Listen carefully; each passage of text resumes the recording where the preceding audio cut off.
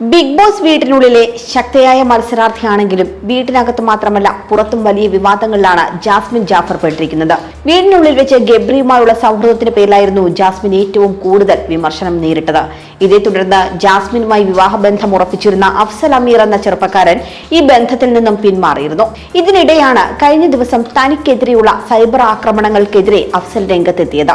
ഇപ്പോഴിതാ അഫ്സൽ പങ്കുവച്ച സ്റ്റോറിയും സോഷ്യൽ മീഡിയയിൽ ചർച്ചയാകുന്നുണ്ട്.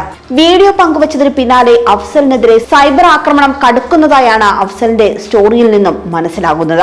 അഫ്സലിനെതിരെ ജാസ്മിൻ ആരാധകരുടെ PR ഗ്രൂപ്പിൽ സൈബർ ആക്രമണത്തിന് ആഹ്വാനം ചെയ്യുന്നതായാണ് അഫ്സൽ അമീറിന്റെ വെളിപ്പെടുത്തൽ. തനിക്ക് ലഭിച്ചൊരു കമന്റിന്റെ സ്ക്രീൻഷോട്ടും പങ്കുവച്ചുകൊണ്ടായിരുന്നു അഫ്സലിന്റെ പ്രതികരണം.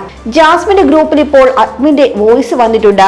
അഫ്സലിന്റെ പോസ്റ്റിൽ കയറി നെഗറ്റീവ് കമന്റ് ഇടാൻ കേസ് കൊടുക്ക് ബ്രോ എന്നും കമന്റിൽ അഫ്സലിനോട് ഇയാൾ പറയുന്നുണ്ട്. ഇത് പ്രതീക്ഷിച്ചിരുന്നു, കേറി വാ മക്കളെ, നീയൊക്കെ എന്നെ എന്ത് വേണമെങ്കിലും പറഞ്ഞോളൂ, സൈബർ അറ്റാക്ക് ചെയ്തോളൂ, ഒരു പ്രശ്നവുമില്ല എന്നാണ് ഇതിനോടുള്ള അഫ്സലിന്റെ പ്രതികരണം. അതേസമയം എങ്ങനെയെങ്കിലും ഇത് അവസാനിക്കട്ടെ എന്ന് കരുതി ഒഴിഞ്ഞു മാറാൻ താൻ പോയിരുന്നു. പക്ഷെ വീണ്ടും വീണ്ടും ഇത് തന്നെയും കുടുംബത്തെയും ഫ്രണ്ട്സിനെയും ഒക്കെ വളരെ മോശം രീതിയിൽ ബാധിക്കുന്നുണ്ടെന്നായിരുന്നു കഴിഞ്ഞ ദിവസത്തെ വീഡിയോയിൽ അഫ്സൽ അമീർ പറഞ്ഞത്.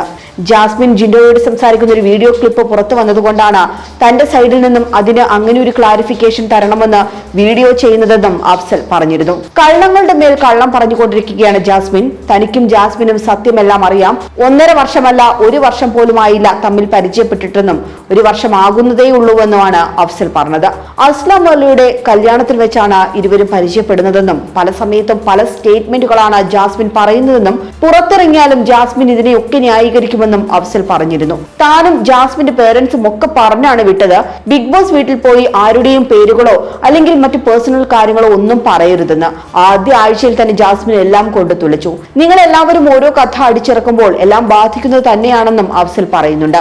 7 മാസത്തെ തങ്ങളുടെ ഇന്റിമേറ്റ് ആയുള്ള ലവ് റിലേഷൻഷിപ്പ് തന്നെയായിരുന്നുവെന്നും തന്റെ വീട്ടുകാർക്ക് ഒട്ടും താല്പര്യമില്ലാതിരുന്നിട്ട് കൂടിയും ജാസ്മിന്റെ നിരന്തരമായ നിർബന്ധപ്രകാരമാണ് ബിഗ് ബോസിലേക്ക് പോകുന്നതിന് മുൻപ് വിവാഹമുറപ്പിക്കൽ നടത്തിയതെന്നും അഫ്സൽ പറയുന്നുണ്ട്. ജാസ്മിനുമായുള്ള വിവാഹത്തിന് തന്റെ അച്ഛനൊക്കെ എതിരായിരുന്നു. എന്നിട്ടും താൻ ജാസ്മിന് പ്രാധാന്യം കൊടുത്തു. തങ്ങളുടെ വീഡിയോയും ഫോട്ടോയും എല്ലാം ജാസ്മിന്റെ ഉമ്മയ്ക്കും താൻ കാണിച്ചു കൊടുത്തിട്ടുണ്ട്.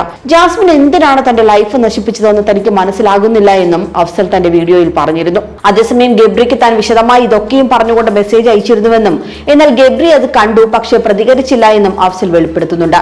ജാസ്മിൻ തന്നെ യൂസ് ചെയ്തു, 7 മാസം നാടകം കളിക്കുകയായിരുന്നുവെന്ന് ഇപ്പോൾ തനിക്ക് തോന്നുന്നുവെന്നും വണ്ടിയിൽ കയറി പോകും മുൻപ് ജാസ്മിൻ തനിക്ക് വാക്ക് തന്നിരുന്നുവെന്നും തിരിച്ചു വരുമെന്നും താൻ അഫ്സലിന്റേതാണെന്നും ഒക്കെയായിരുന്നു അന്ന് പറഞ്ഞതെന്നും അഫ്സൽ പങ്കുവെക്കുന്നുണ്ട്.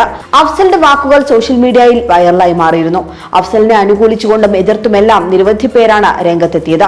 ഷോ കഴിഞ്ഞ് പുറത്തിറങ്ങിയാൽ ജാസ്മിൻ ഈ വിഷയത്തിൽ ഒരു വിശദീകരണം നൽകുമോ, അങ്ങനെ നൽകിയാൽ തന്നെ അതെന്തായിരിക്കും എന്നൊക്കെയുള്ള ആകാംക്ഷ ബിഗ് ബോസ് പ്രേക്ഷകരിൽ ഇപ്പോൾ ഉണ്ട്.